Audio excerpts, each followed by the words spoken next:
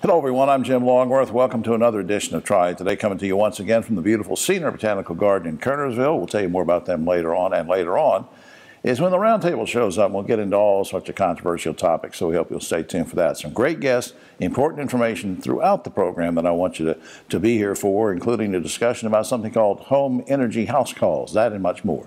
But where we want to start is talking about bright beginnings and backpacks and all sorts of great things for kids. We're going to do it with three very special guests. In fact, I'm holding a backpack. I'm going to put it down for just a second, and we're going to get to that in just a second. Now, on my immediate right, Amanda Hurley is Associate Executive Director of the Robin Hood Road Family YMCA.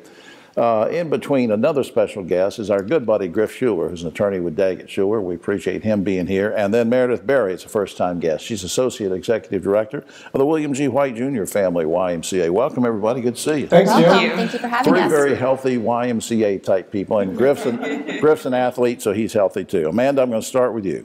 Now, Bright Beginnings. I want to understand what that is, who it serves, and how are students selected. Give me some background. So YMCA Bright Beginnings is a program that's near and dear to my heart.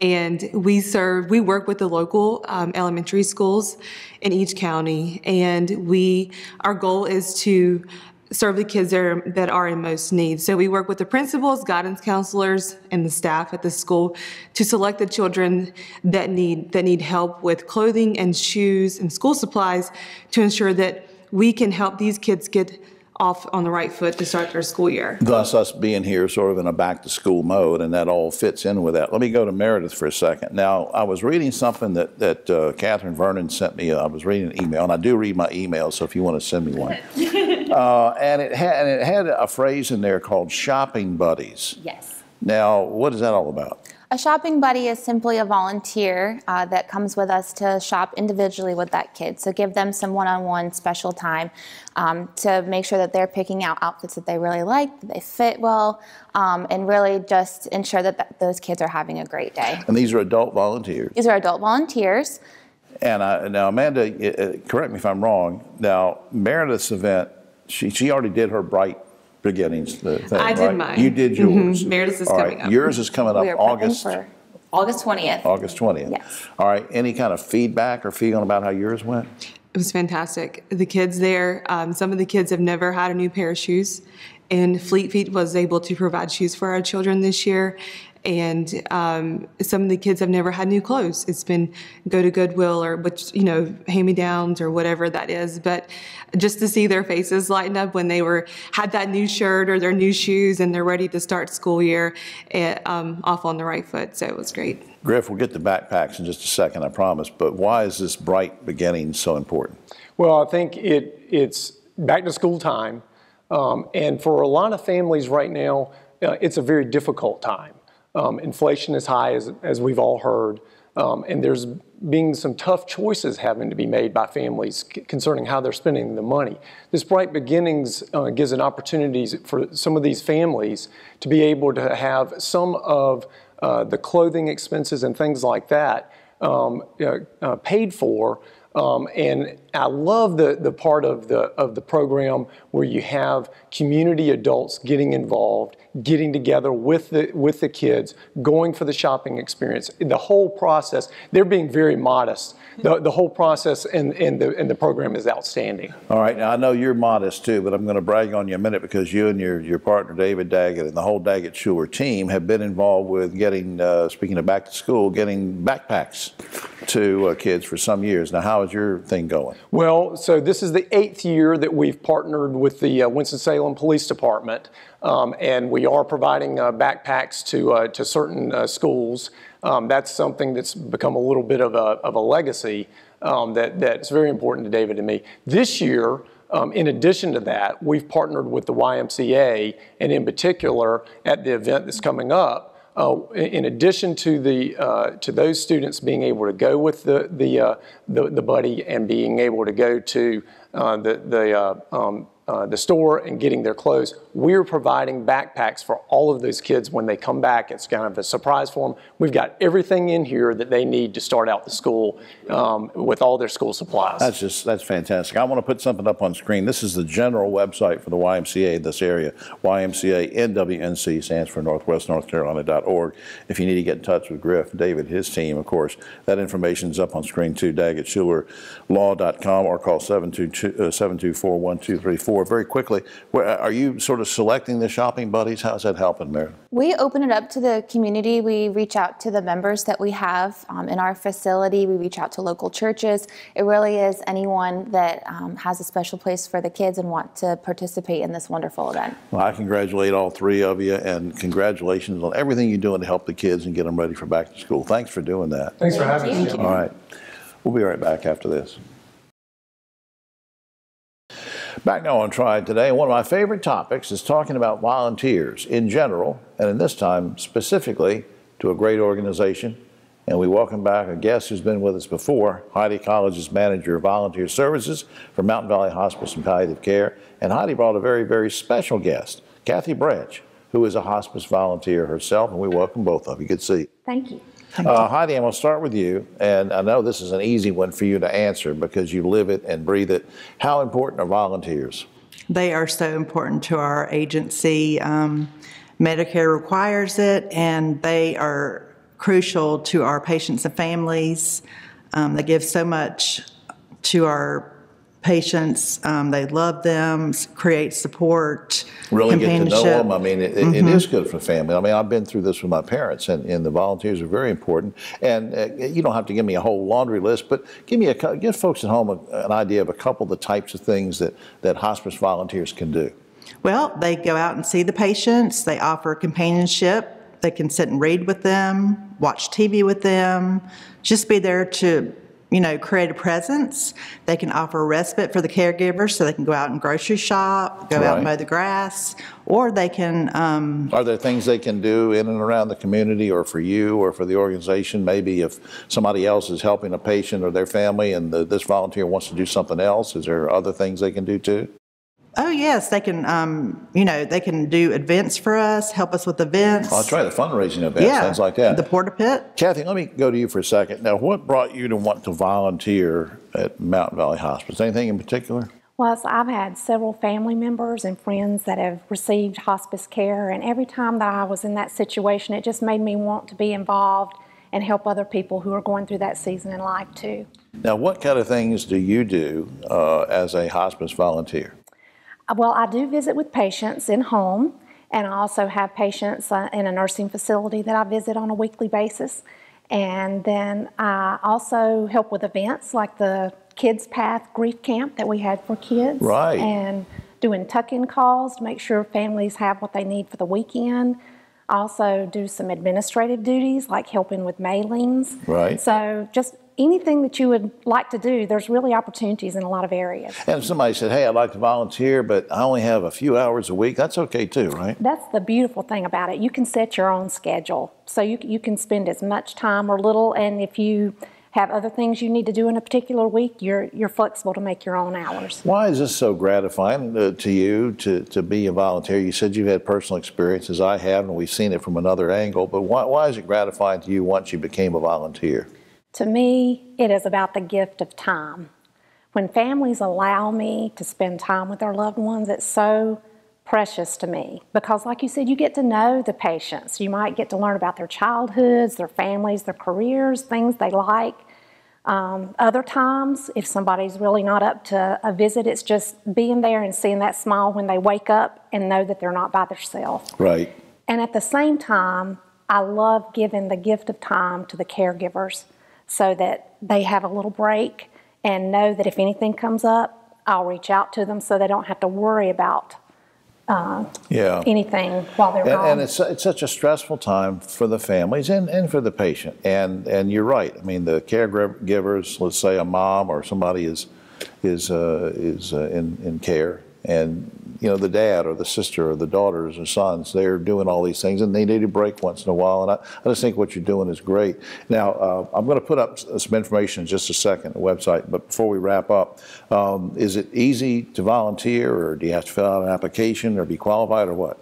Yes, there's an application online, mountainvalleyhospice.org, mtnvalleyhospice.org. Right. Just go on, I want to volunteer, and then submit your application, and then we'll contact you. They'll get in touch with you. That's so you stole my thunder there. We're going to make sure people see it, mtnvalleyhospice.org. Also, I want to make sure people know they can call you, 888-789-2922. And I just appreciate all that both of you do. And Kathy, thanks for being a volunteer. Thank you. All right.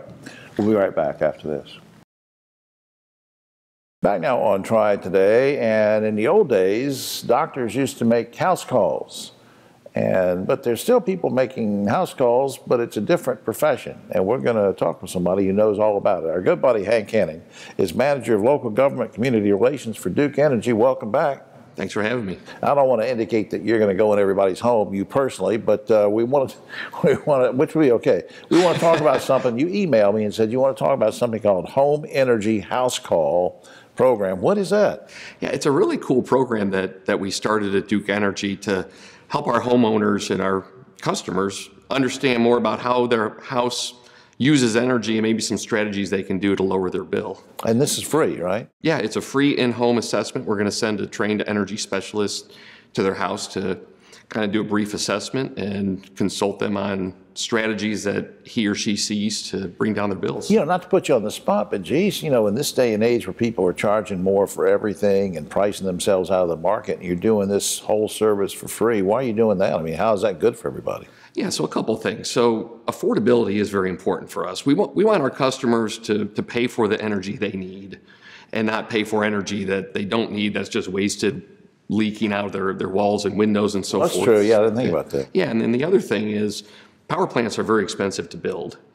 And so if we can reduce the demand that's out there, the need for electricity, we don't have to invest in these very expensive power plants that take a long time to construct.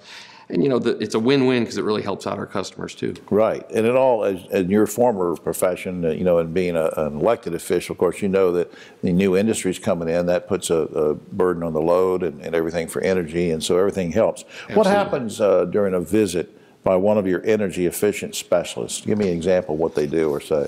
So, good question. So our energy specialist is going to come in and look at various things throughout the home. I'll give you a statistic that a lot of people don't realize. So your HVAC system, your air conditioner, furnace, that consumes about 40 to 60% of your bill. Okay.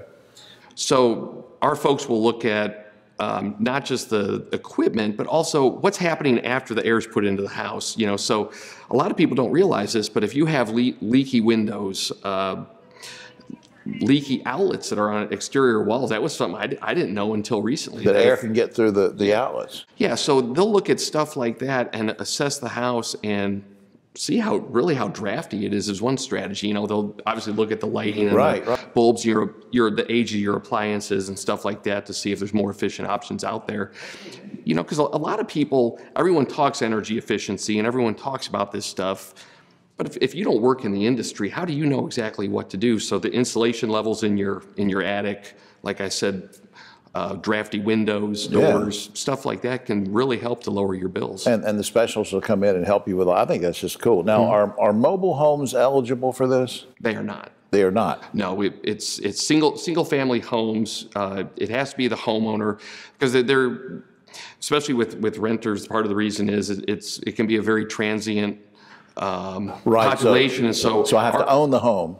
Yeah, because we need to see a baseline of energy usage. If someone lives there and it's just one person, and we give advice and someone else moves in the building. I'm getting a little bit deep into the weeds. No, I understand. But now for these house calls, do I need to be there? Should I be there when it's scheduled? I'm assuming I should. Yes, you want to be there. Or I can just give you the key and let you go around to everybody's house. Sure. Yeah. No, the homeowner needs to be there because it really is a consultation and asking about not just looking at the physical aspects of the home, but also asking, about habits and things that people do. Do you leave lights on? What do you have your air conditioner typically set to? to stuff like that. I want to put a number up on screen. You tell me if it's wrong. 844-346-4366. Now, will that help me get to somebody that can tell me if I qualify? Yes, you can also remember 844-DING-DONG. Ding-dong. That's pretty good. I like that. Or simply you can go to the search option on our website, dukeenergy.com, and put the home energy house call in there, and that'll take you right to it. Duke-energy.com, as Hank said, and also you can go to the Jimmy Flythe Memorial website. He loves this website. Generatingprogress.com has a lot of good information too. I tell you, that's really neat. I appreciate what you're doing. Yeah, I really hope people take advantage of that. I think it's a really great offering. And by the way, there's a free energy starter kit that comes along with it. So free LED bulbs, you'll get a low flow shower head, some of the insulation, weather stripping that'll go around your doors and windows and outlets. I didn't even know about that. Thanks for doing that, Hank. Well, it's not just me. It's a great company. All right. Thanks for everything. Thank you. We'll be right back after this. Back now on Triad Today, and one of my favorite subjects that I hate to talk about, for reasons I won't go into, is urology. And we're going to do that with a very special guest who I love to talk to, and she's with me right now. Cindy White, nurse practitioner with Northern Urology, of course, part of the Northern Regional Hospital family in Mount Airy. Good to see you. Good to see you. And thanks for making the trip down here to the garden, and we're glad you're here. Now tell us about Northern Urology and the providers you work with every day, just for folks who haven't been there. Okay, so we have two physicians that work in our practice. We have Dr. Leighton Lee and we have Dr. David Worley. Right. They're both board certified urologists, and they both have a lot of years of experience in urology. Yeah, and I had experience with Dr. Worley, and the first thing he said was, "I'm board certified." No, that's not what he said. No, he's a great guy. Yeah. So people, it's not a huge practice where some of these places you go and you feel lost, when you go in, but you guys make it more personal. I love our office staff.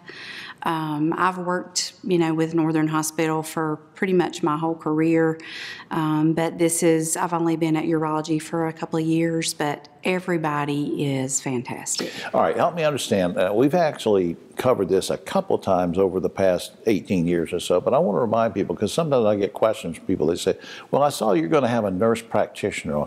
What does that mean? So help us understand. What do you do as a nurse practitioner? Well, I do a lot of the same things that the physician does.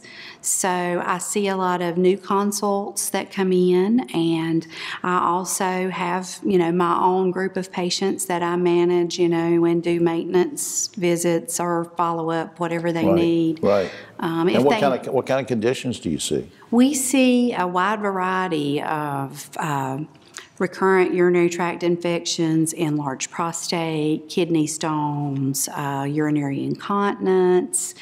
It's a wide field. Did you see me cringe when you said kidney stones? Did you notice that? Folks at home couldn't see the cringe from here, but you could feel my pain. Another common question that I'm thinking that people sometimes ask me, they'll say, well, now, when you have these specialists on, do you have to get a referral from your family physician to say, well, I'm going to send you, to see Cindy. I'm going to send you to Northern Urology. Do you have to do that?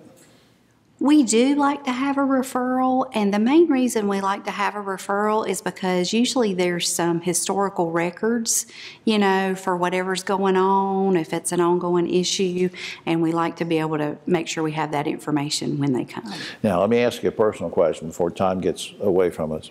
Who or what led you to a career in healthcare that you felt like, this is something I really want to do? Was it a parent, an aunt, an uncle, a teacher, a friend? What did it?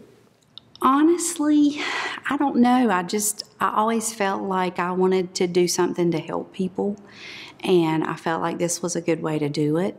In high school, I did take health occupations for 2 years, and I had a great teacher, Dusty Edmonds. She had been a nurse for many years, and she helped motivate and inspire me to go ahead with that. Did you ever tell her that after you became I don't think I did. I haven't seen her in many years. Yeah, so. Well, we're grateful to her for inspiring you, because we're grateful for all the work you do, and I really appreciate it. You're great. I appreciate that. I want to put something up on screen here. Now, you correct me if I'm wrong, Cindy, but if you want to make an appointment or something, get in touch specifically with Northern Urology. That's 336-786-5144. 786-5144. That's okay, isn't it? It and then the is. general website for Northern Regional Hospital and the good folks there, choosenorthern.org. That's choosenorthern.org, which we hope you will check out to learn about all the programs and services and diagnostics that they do there. Cindy, thanks for everything. Thank you. All right. We'll be right back after this.